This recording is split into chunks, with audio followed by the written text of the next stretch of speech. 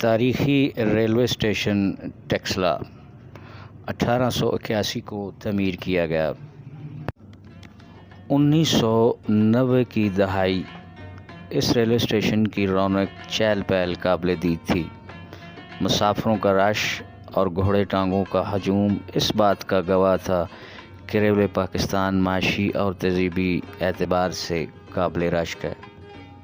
ताहम फिर रेलवे की तारीख़ी और माशी तबाही का आगाज़ का सफ़र शुरू हुआ।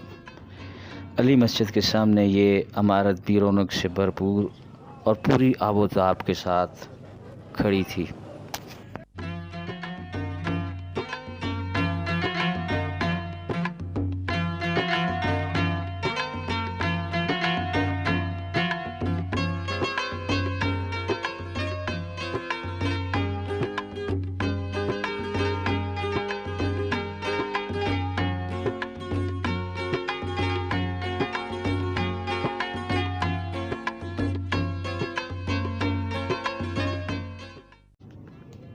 रेलवे टैक्सला की ये छोटी सी लेकिन ख़ूबसूरत और तारीख़ी इमारत कुछ ही अरसे में ख़त्म हो जाएगी।